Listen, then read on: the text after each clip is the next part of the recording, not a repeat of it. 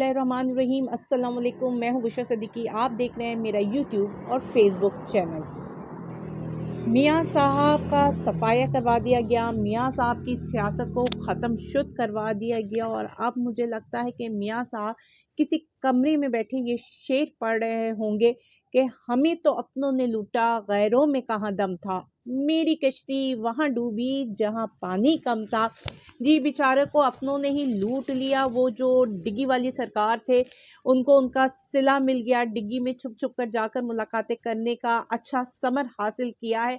और जब वो कहते थे कि साड़ी गल हो गई है तो उन्होंने मियाँ साहब को सिर्फ यही बताया कि जी साड़ी गल हो गई है, ये नहीं बताया था कि गल क्या हुई थी। गल वही हुई थी जो कि शेख रशीद साहब, जो कि एक जीरक सियासतदान है, और वो कहते थे कि नून से शीन निकलेगी। और अभी लोग बड़ा कह रहे थे कि जी देखें जी, वो ऐसे ही कहते रहते हैं नून लीग तो अभी भी मुत्तहिद है, वो एक है, लेकिन असल में नून से शीन निकल आई है। आप देखें कि जो नून के साद रफीक हो गए, आपके बड़े बड़े जो बुर्ज उल्टे हैं, जावेद लतीफ़, साद रफीक, ये सब नून ग्रुप के थे। और अभी शहबाज शरीफ को जिस तरह आगे लाया गया, तो असल में जो प्लान था वो शहबाज शरीफ को ही लाने का था, जो एक्सेप्टेंस थी वो शहबाज शरीफ की ही थी।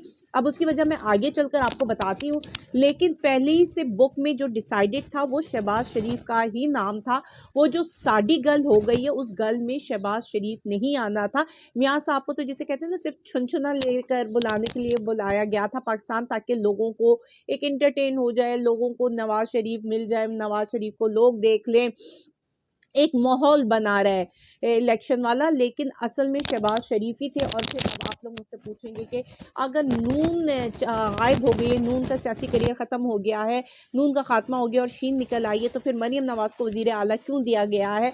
तो क्योंकि हर चीज़ को अगर एकदम से मरीम नवाज़ को भी आउट कर दिया जाता तो बहुत सारे सवालात दोबारा से थे, बहुत एपरेंट सवालात होने थे जिसका जवाब देना चाहिए था। तो बुक में यही है कि अल्टीमेटली शहबाज के ही साहबजादों को नवाजा जाएगा वजीर आला से, लेकिन तब तक के लिए कुछ महीनों के लिए मरीम नवाज को बना दिया जाए ताकि ये सवालात जवाबात ज़्यादा ना हो।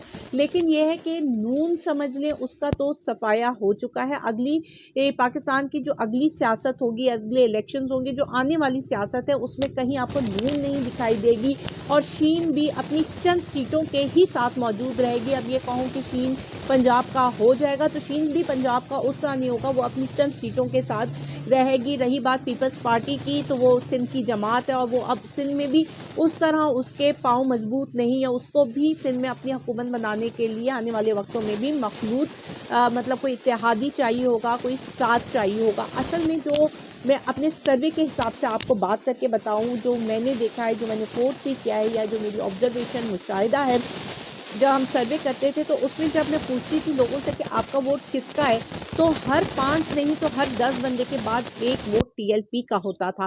बेशक मैं ये नहीं 5 से 10 के बाद मैं कहूँ कि पीपल्स पार्टी का या पीएमएलएन का नाम लेता था, नहीं, हर 5 से 10 बंदा के बाद जो नाम आता था वो टीएलपी का होता था। और मैंने अपने पिछले भी व्लॉग में आपको बताया था, जो टीएलपी का वोटर है ना, वो बड़ा डिटर्मिन भी है और वो बड़ा क्लियर भी है, उसको पता है कि उसने किसको वोट देना है और क्यों वोट देना है। अगर आप पूछेंगे ना टीएलपी वालों से कि आपने उसको क्यों वोट देना है, तो वो लिस्ट गिनवा देंगे आपको कि जी उनके क्या क्या कारनामे हैं, उन्होंने क्या क्या डिलीवर किया है। इवन के इस रवात साइड पे जब मैंने किया था तो उन्होंने मुझे वो सड़कें भी दिखाई कि ये देखें जी, चेयरमैन था हमारा और उसने ये सारा कुछ जहाँ आप खड़ी हुई हैं किस तरह उसने हमें बना कर दिया है यहाँ पे, तो बड़े ही है। तो आने वाले वक्तों में मैं फोर्स ही करती हूँ कि अगर कोई एक कॉरिडोर होगा, पॉलिटिकल पावर का कोई कॉरिडोर होगा, तो वो पीटीआई होगा या टीएलपी मौजूद होगी। और बाकी तो आपने देख ही लिया है कि बड़े बड़े बुर्ज उलट गए हैं इस इलेक्शन में, और आवाम ने ये बताया है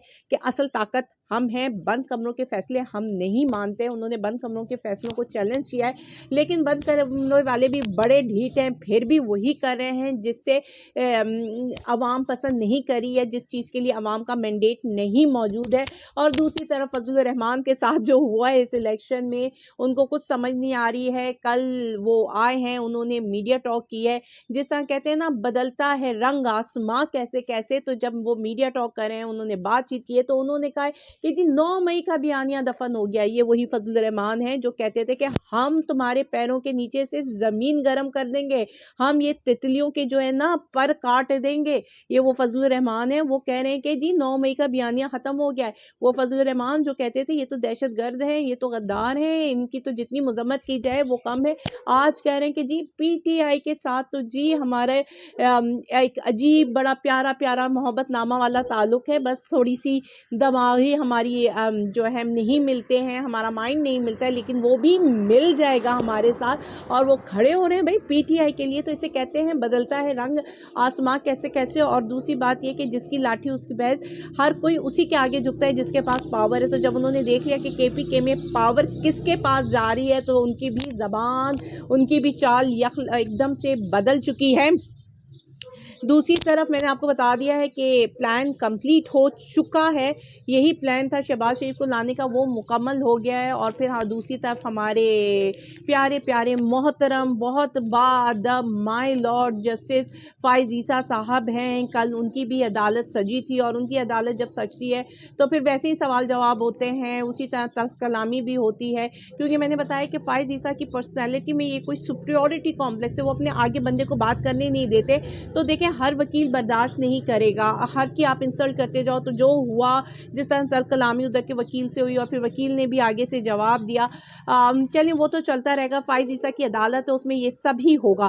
لیکن ایک دو سوالات اب انہوں نے مذاق میں کیے, سیریسلی کیے, لیکن بنتے نہیں تھے. کہ آ کر کہتے ہیں کہ جی وہ